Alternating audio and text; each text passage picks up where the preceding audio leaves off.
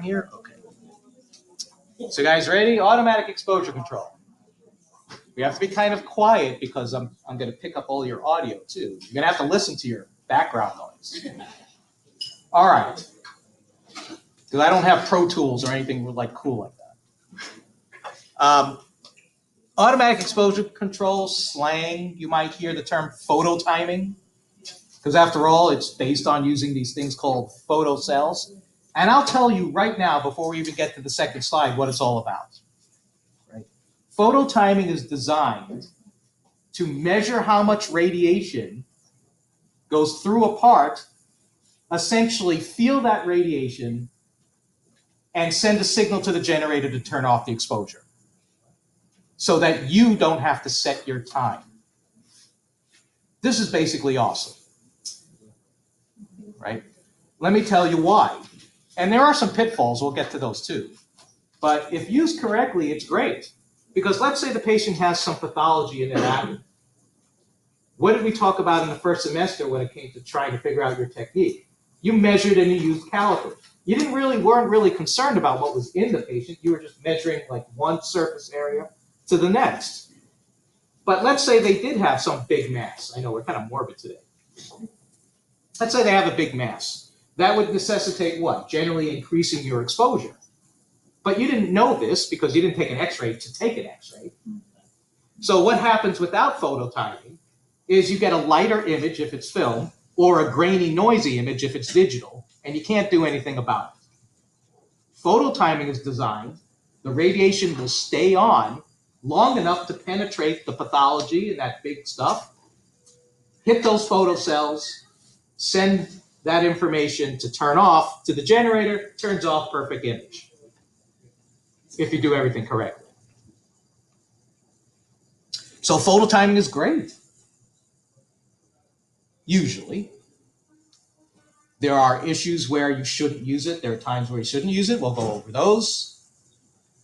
There are some safeguards that you have to be aware of, things that you have to do to make sure if you don't want your photo timing malfunctioning and your radiation stays on longer than you want it to stay on. So we have to talk about, how to deal with that. But essentially, that's what photo timing does. It's really a great tool, especially in film, right? Photo timing has been around for a while, since the 40s. It certainly was out there big time when I got out of school in 1990. And it was all the rage. Love photo timing. But I'll tell you right now, you have to be very accurate with your alignment and your positioning, or you can have problems. That's just one. And what do they look like? No, they don't look like little rectangles. But this is showing you where the actual photo cells are. So it helps you do your positioning. And you can see that there's usually 3 of them. And you have the ability to turn any of them on or off. You can have all 3 of them on. I mean, all 3 of them off would be kind of worthless, right? You can have just the left one on. You can have just the center one on, which we use a lot, just the center one. We'll talk about which procedure you use which cell with near the end of this. And they communicate together. Yes? Is this the middle cell for lateral chest? Yes, it is. So that's just one example. So where are they located? Well, they can't be on top of the patient. So what part of the beam are they feeling? They're feeling the remnant beam, right? It's the radiation that's coming out of the patient that will trigger the photo timer to turn the generator off. And you'll see a schematic coming up about, what's actually in here. But essentially it works as what's known as an ionization chamber. So I'll explain that now. So what happens when you have an ionization? What happens when air molecules are ionized? What is given to them, essentially? they're given a charge. So they become charged particles. More radiation, more ionizations, more charged particles. In here, the capacitor, those charged particles that come from the phototimer, they start to fill up this, kind of looks like a canister. You can think about it that way if you want. And when a predetermined level is reached, that's when the signal is sent. We'll talk about the thyrotron in a second, sent to the relay device to turn off the exposure by opening up the switch, and then it's essentially like cutting the wire. So it turns off the exposure. What's happening here is those charged particles move to the sides of this canister, of the capacitor, because the sides of the capacitor are oppositely charged from the ionizations, and they pull those charged particles to them and essentially can count them. You can control how much you want the capacitor to fill up before it sends that information to turn off. That's done with the thyrotron. Usually it's set on N, or neutral, which means it's been predetermined to shut off when the manufacturer said it should shut off. Like they've created a certain threshold.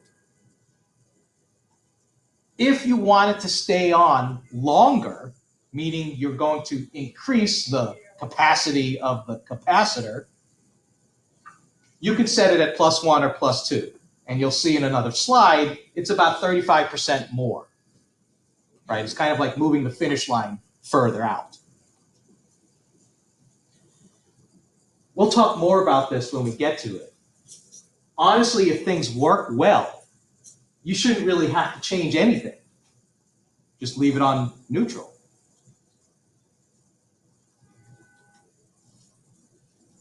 But if we just want a little bit more, then maybe we can put it on +1 or +2.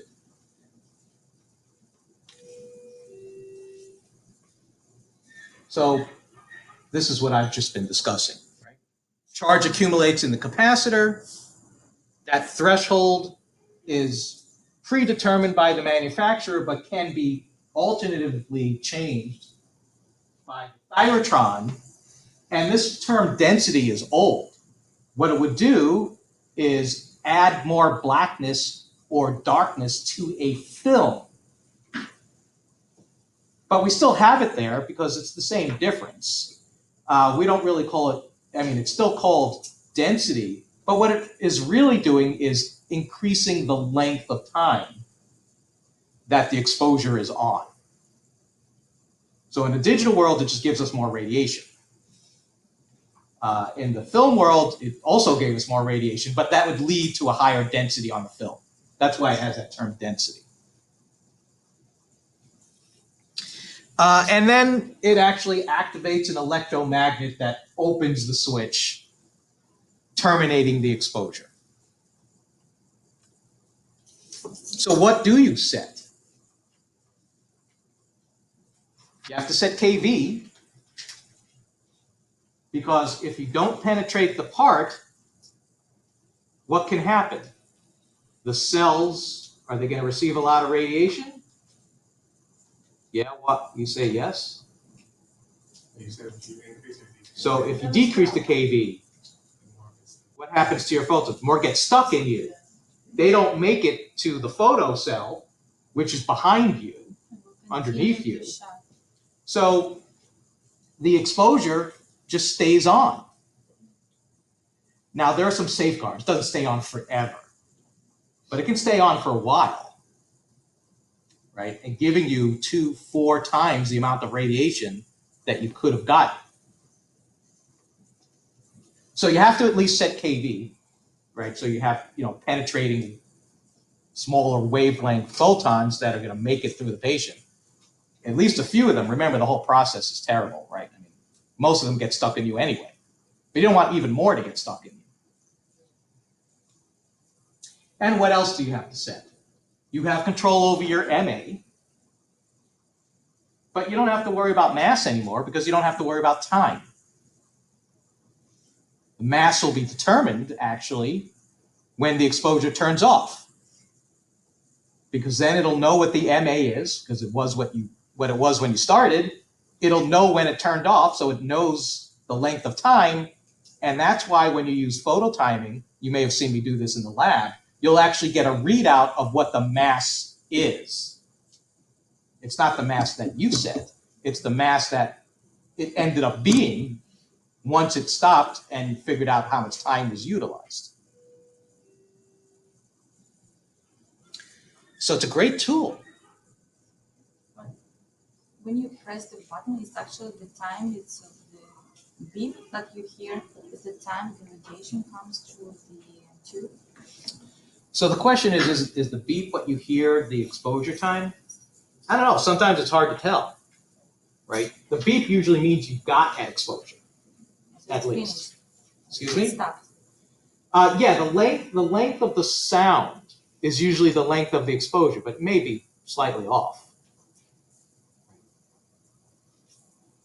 So we can visit that again when we talk about some of the issues that happen in photo timing. So right now you got to set your KV, and you have the ability to set your KV. Some of the cool consoles out there set everything for you. KV comes up. Sometimes even cells are selected automatically for you. Very nice. Because I'll tell you now, and you may have guessed this, if you set the wrong cells for the wrong type of exam you're doing, you get bad results. Either over or under exposure, neither of which is good. So what is this? Minimum response time. Minimum response time, when I think about it, is telling you that one manufacturer's photo timing or AEC system is better than another. The exact definition is just how long does it take for that message to turn off the generator takes. Like once the capacitor fills up and sends the signal to turn off, how long does it actually take to turn off? So the more minimum or the smaller the minimum response time, the better, right? If you can get that information to the generator faster, then it'll turn off and save dose to the patient. And it turns out that not every unit is the same. Right? There's a big, huge difference between a typical unit that's new, that's 0.002, so that's 2 thousandths of a second, 2 milliseconds, versus 200ths of a second, which relatively speaking is a much longer period of time, which will cause a larger overexposure. We can at least say more exposure, for sure. So I don't know if physicists are looking at this.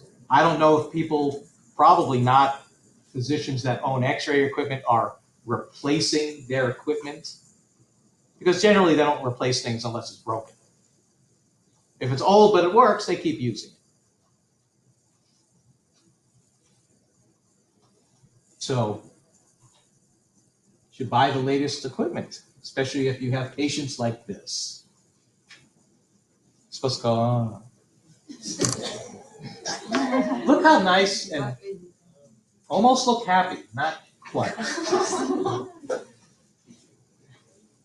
But what are we talking about? We're talking about double the exposure. That's double each exposure. So that's double if you do an AP and a lateral, or PA, whatever it might be. What can you do? Let me go back for a second. Really, you can mitigate this a little bit by increasing your MA, because when you increase your MA, you're increasing your intensity, and you would use a lower time anyway, right? Higher MA means the time goes down, right? Oh, it should say increase, I believe. Because when you reduce MA, you have to increase time. Right, so it should be the opposite. I probably copied that wrong. Good catch. Right, if you increase your MA, you would use less time to begin with.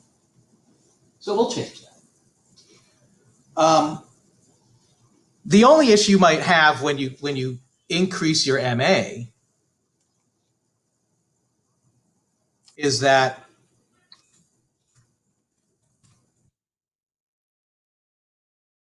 it could change the focal spot that you're using. Right? Sometimes when you use a higher MA, it's associated with a larger filament, a bigger focal spot, and you can inadvertently then decrease your spatial resolution, your detail, which is directly related to focal spot size.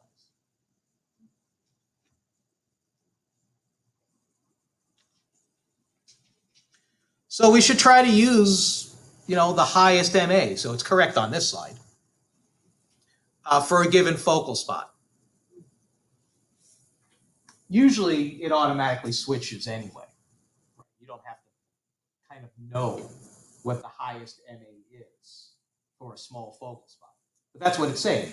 You should use the highest focal spot allowed, the highest MA allowed, or I should say it this way, the highest MA that the smallest focal spot allows for. Edit the other stuff, right? Then it'll sound good on the recording. So what can we do to help?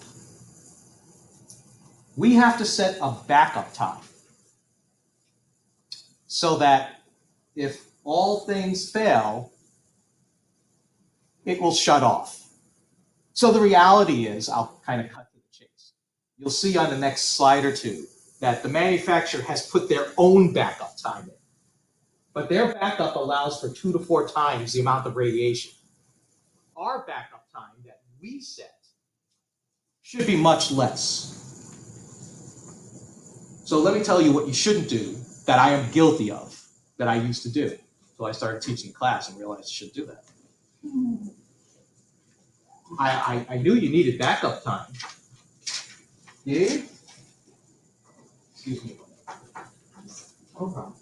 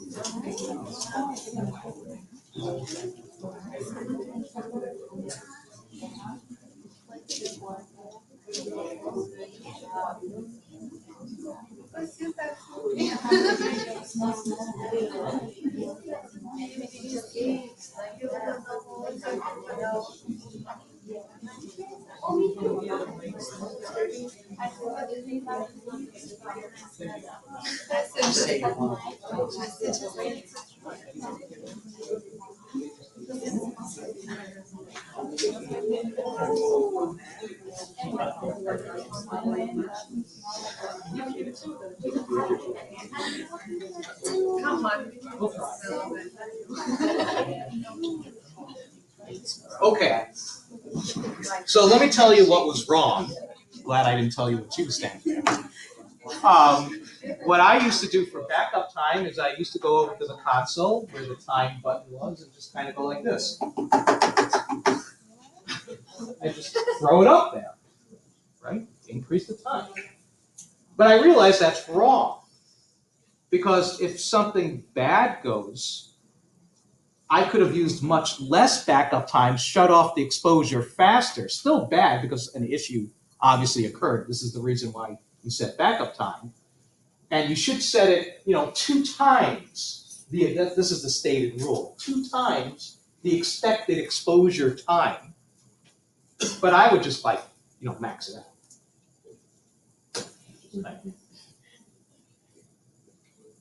And chances are, I don't think anything really happened because I never had like a malfunction that I can remember really. But this is the stated rule. So your backup time should just not be max out the time, right? It should be more than what you expect the exposure to be. And to be on the safe side, twice as much. Because if you set your backup too low, or better yet, if you set your backup time to be less than what the exposure might be, then you shut off the exposure faster than the AEC would turn off the exposure. And then you end up with a noisy image. So you really do have to set it higher than what you expect the exposure to be. You can't go the other way. Then what's the use of photo time?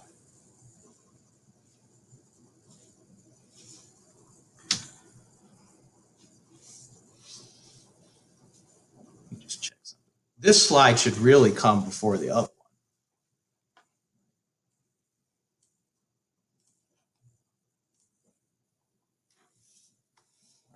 The system itself is built so that it will automatically terminate if things seem to be going badly, right? Because it knows that a few seconds of exposure is huge. So it'll automatically turn off. But you don't want to wait that long. You don't want to wait for the manufacturer backup time to kick in before your backup time kicks in. Because it can give you 2 to 4 times the exposure. So what are some issues that can occur? There's a whole bunch of them. So automatic exposure control is great, but only if used properly and you don't make any mistakes. So here's a good one. A lot of rooms have 2 automatic exposure units, one for the upright, one for the table. What if you use the wrong one? So let's say you're doing a chest x-ray and the tube's horizontally set up, everything's set up, but you have the cells in the table activated. So you make your exposure, and what happens? It keeps going because they're kind of turned off. That's when you have an overexposure, and hopefully your backup time kicks in. And at the very least, the manufacturer backup time kicks in. That can happen very easily because it's one button versus another button.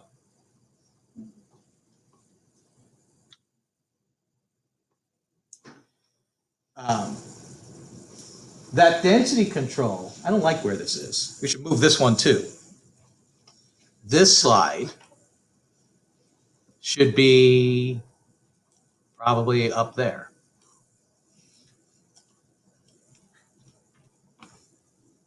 Is everyone like, oh, now I have to print it again? Yeah.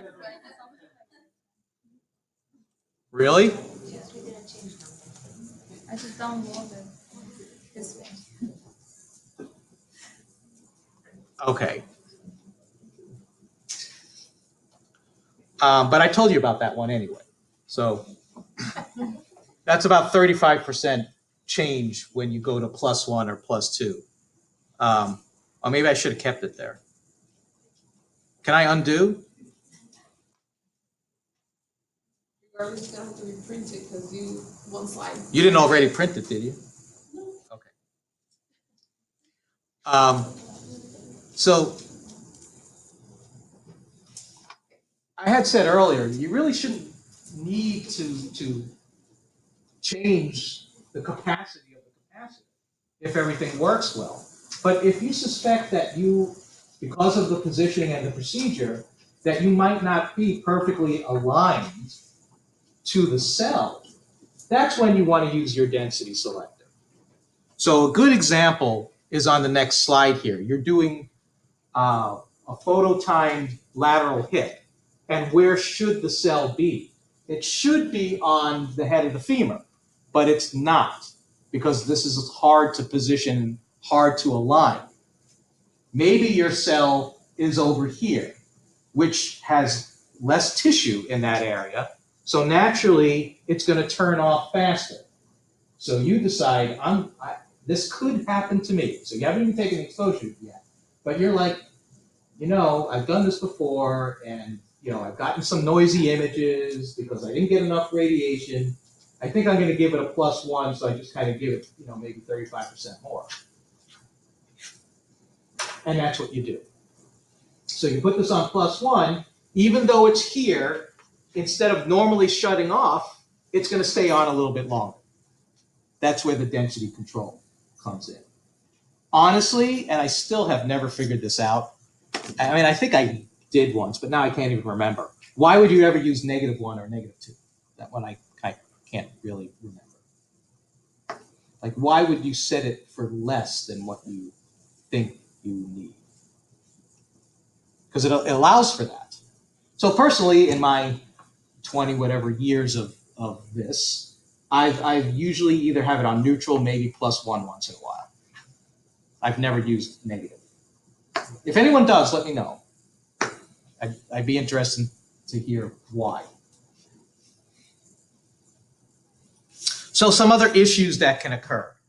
If the part is not aligned to the cell, then what's happening here? Radiation is going to, raw radiation is what they call it, that hasn't interacted with the body, hits the cell, and the signal to shut off is going to happen faster. So you don't get the proper exposure, leading to possible noise in your image. How could this happen? Let's say you don't detente and lock the transverse lock on the tube, and it's off a little bit. But then you position with the crosshairs of the collimator and everything looks like it's in the middle. But it's not, because you didn't center it. So this could easily happen. How about some other things or rules of thumb? Wow. I don't have voice control. But, pause yourself in a perfect world. Yeah, we got some snow on the ground already. Excellent. We're here. We're not missing any picnics. Perfect. Bad weather. Okay. They said it will be raining tonight. Hopefully it'll all go away if it kind of washes out with some rain. So AEC should never be used on anatomy that is too small to fit on at least one detector. That's kind of the same as what we see in the previous slide, right? If I did a finger and half the detector was empty, it would shut the radiation off. So when do we use phototimers? On parts that are usually big enough to fit on the detector, which is almost anything but small little things like fingers, baby, pediatric wrist, probably would do that manual technique. So, manual technique is not going to go away. So you really only want to use the phototimer if the part fits. So anatomy that's close to the edge of the body such that the detector extends beyond the body part into the raw radiation. I mean, that's what we're talking about, right? If you allow raw radiation to hit the detector and there's no part on top of it, then you get an image that might have noise because you don't get enough exposure. And remember, noise doesn't get fixed easily in digital images. So, I mean, this really shouldn't be a rule, right? So I should probably take the 3 away, right? And just say proper alignment positioning can't be understated. This is another reason why people shouldn't crop. Because when people crop all the time, they start to lose their alignment skills. They're just like, as long as I get something on the image, whether it's in the corner of the image, I can fix it and make it look like it was in the middle of the image. Get another pound, don't crop. Collimation must be utilized to keep the field size down to a minimum. If the field size is too large, you could get excess scatter. I guess that makes sense. And then maybe some of that excess scatter can turn off the exposure prematurely. I mean, that's kind of like you're grasping a little bit there, your textbook, I think. But I guess the rule would be just collimate the way you should. AEC, so this is a big one. In terms of scheme of things, if we were going numerically, I should probably put this one near the top. Because if you deal with a radio-opaque prosthesis, so like a hip, you probably shouldn't use phototiming. I never really thought about this too much as a tech either. So technically, what's going to happen if the radiation is being absorbed more and basically stopped by a big metal prosthesis? Then you're going to get more radiation to the patient, right? So the test question would be, when do I utilize AEC when doing a hip X-ray? And the answer is whether there's a prosthesis or not. If there is no prosthesis, go ahead and use automatic exposure control. And you know, if you're a tech out there and you don't know this, you probably don't notice the fact that the machine stayed on for some fractional moment of a second that you don't recognize as an overexposure, but it is. And the image still looks good, so you never know there was a problem until you teach the class. Guilty again. All the bad things I did. Some of you weren't alive, so it doesn't matter. I don't know. What were you doing in 1995? Were you here? Yeah. Were you like 4? No. 10? Like a year old. See, I gave you the benefit of doubt and made you older.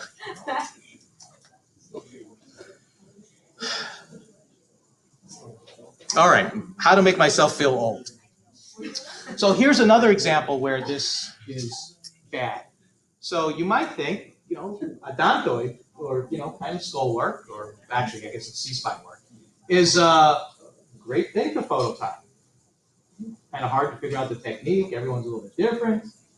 But what's happening is the cell picked up on all this metal dental work, stayed on longer, adequately, you know, kind of penetrating, say that in quotes, penetrating the dental work, but then everything overall got toasty, darkened up, and now your odontoid is missing in action. I mean, it's good if you wanted like to see whatever that thing is. So this you would notice more than the hip example.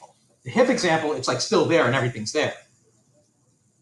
Right? Now you're actually blackening out anatomy that you wanted to see because of the prosthesis or the metal. So our cells are set up usually kind of like a reverse triangle, or where the apex is at the bottom. You know, they're made of a thin aluminum. Some of the older photo cells used to show up on the radiograph. That's no good, right? You don't want to X-ray the cell. But they've gotten a lot better. But occasionally you can see some of the wires in there. But they're generally set up like these little rectangles, and you can turn them on and off, as I mentioned before. And it's really important to make sure you have the ones that you want on and the ones that you want off. So here's some examples of problems that can occur. All the time this one happens, especially in the chest room. So you're doing chest, you set the 2 outer ones for the PA, that's correct. You set the lateral for the lateral, that's correct. You go, you have lunch, everything's good. Next person walks in, go to do their PA, but they forget to change it back. They leave it on center cell. What do they get for a PA chest? Spine. Yeah, they don't get a PA chest, they get a T-spine instead. Okay, because it's centered right on the spine. In fact, even that's bad. They get a T-spine with black lungs.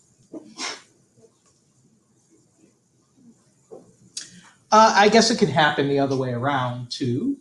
Leave the 2 cells, outer cells on, but do the lateral. All right, so turns off very quickly because, you know, you might have 1 cell here and 1 cell behind you, and which is why you're supposed to have the center cell on for a lateral chest X-ray. And then underexposure and repeat because of noise. So choosing which cell is important.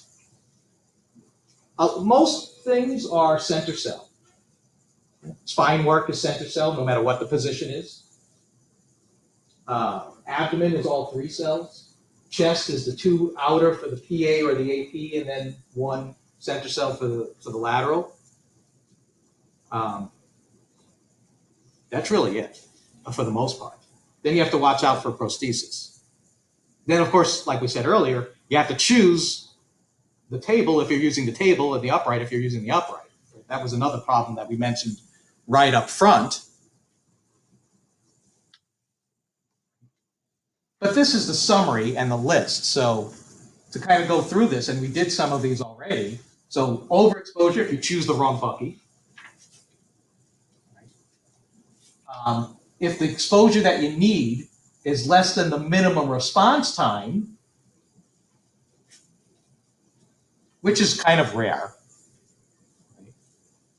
In that case, if you're thinking that the exposure you're going to use is going to be less than the time that it takes to send the signal to turn off, which is what minimum response time means, then you shouldn't use AEC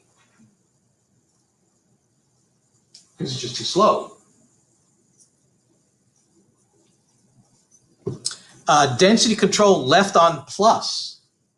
So yeah, if someone used that +1 and it worked out for them because, they were maybe off alignment when they did that frog hip, then the next person comes in and just leaves it on.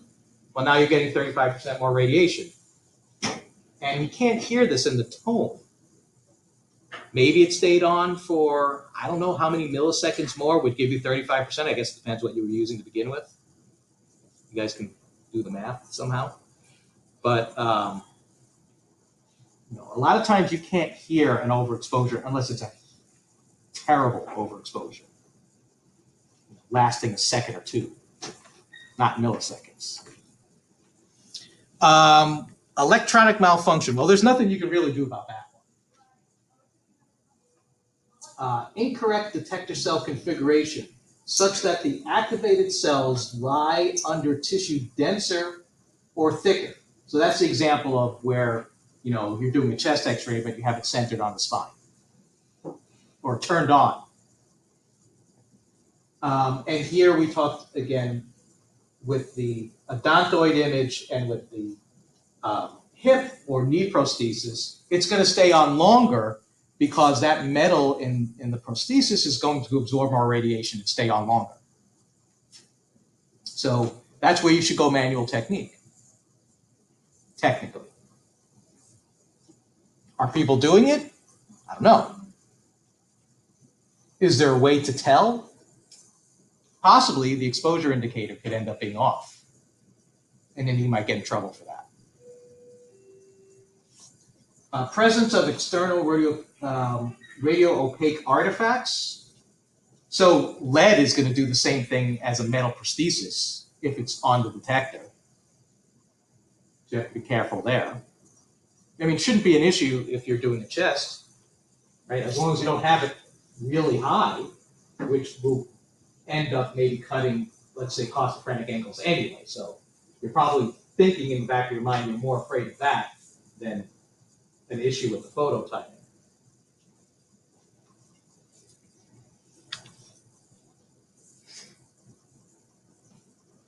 How about underexposure? Backup time shorter than needed exposure time. Okay. That's what I mentioned earlier, right? You need to set some backup time. You can't set it too short so that your exposure goes off. And the reason why they say, especially on a large patient, is, that makes sense. Right? A larger patient would require more time, more exposure. If you set your backup time shorter than that, then you get an underexposure. Although, technically, some of the best times to use AEC is when you have large patients, because you're not really sure what to do. But you got to be careful how you use it. Density control, also my misgivings never happened with the larger patient because my backup time was always maxed out. That was the only thing that might have worked in those few scenarios. But still, don't do that. Density control left on the minus setting. Again, I never use that. I don't know why anyone have it there anyway. Inadequate collimation. So that's possible. So if you have, I don't know, that's kind of weird. I don't know how you try to prove that one in the lab. That'd be kind of tough. You know, in other words, there's enough scatter versus, you know, true remnant beam radiation that will allow the tube to just turn off. I don't know. That one's a little fishy to me. It's like they needed to fill the box in the book, so they came up with that one. Okay, incorrect detector cell configuration. This one can certainly happen, right? Such that the activated cells lie under tissue less dense or thinner than the tissue of interest. So that happens on the hip. Let's say you don't set +1, and you're not centered on the cell on the head of the femur, but you're more distal to that. It picks up on tissue that is thinner or you know, smaller, so the radiation stops faster and you get an underexposure.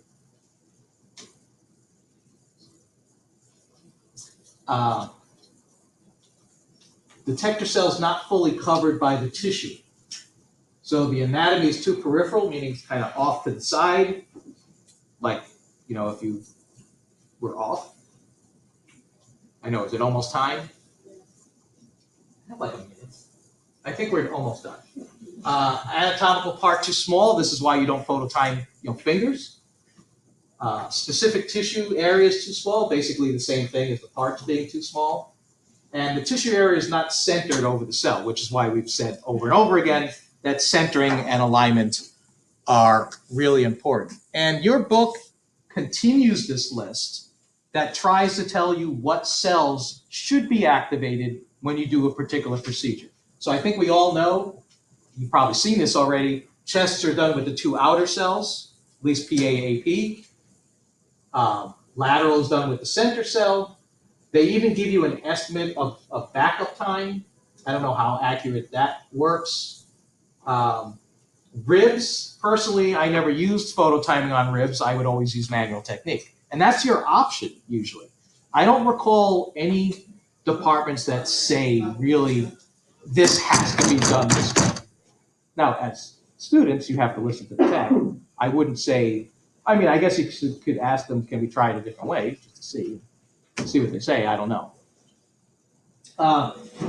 Abdomen, all three, but spine work is center, like I had said before. Most extremities are center, if they fit, right? Like if you were to do a knee, you would use a center cell. So I'll finish there. And I'll see, do I see some of you in the lab this afternoon? No. All right, so next week. All right, end of recording. Oh, so now I'm gonna have to edit that and get a mop. Yeah, we'll figure that out.